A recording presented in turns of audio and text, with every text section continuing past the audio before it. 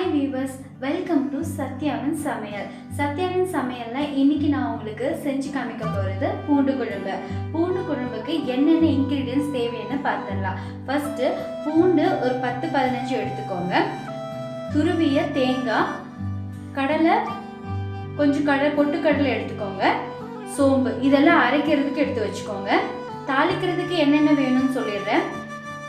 தேவையான அளவு எண்ணெய், கடுகு, ஜீரகம், வெங்காயம், தக்காளி, கருவேப்பிலை, மஞ்சள் தூள், வீட்டிலே செஞ்ச மிளகாய் தூள், பெருங்காயம்.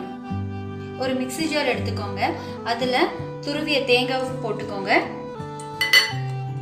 பொட்டுக்கடலை, கொஞ்சம் சோம்பு போட்டுக்கோங்க. பூண்டு இது எல்லாத்தையும் கொஞ்சம் தண்ணி விட்டு ஒரு பேஸ்ட் மாதிரி அரைச்சிக்கோங்க. இப்படி பேஸ்ட் பண்ணி எடுத்துக்கோங்க.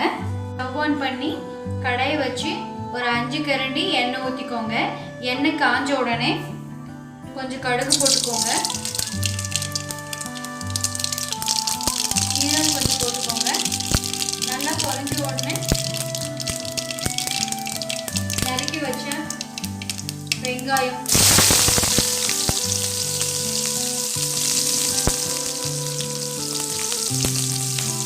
கருவேப்பிலை நல்லா வதக்கிக்கோங்க. ஒரு ப்ரௌன் கலர் வந்ததுக்கப்புறம் தக்காளி போட்டுடலாம். வெங்காயம் நல்லா வதக்கிடுச்சு. இப்போ தக்காளி கூட சேர்க்க போகிறேன்.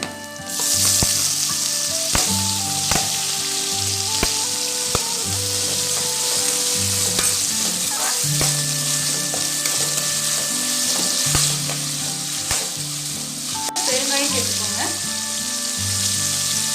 வெங்காயம் தக்காளி நல்லா வதங்கிடுச்சு.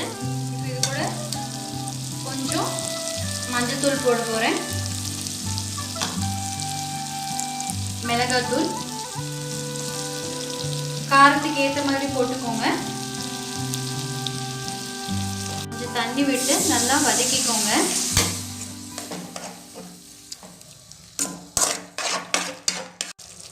கொதி வந்ததுக்கு அப்புறம் நம்ம அரைச்சி வச்ச இந்த பேஸ்ட்டை போட போறோம். இது கூட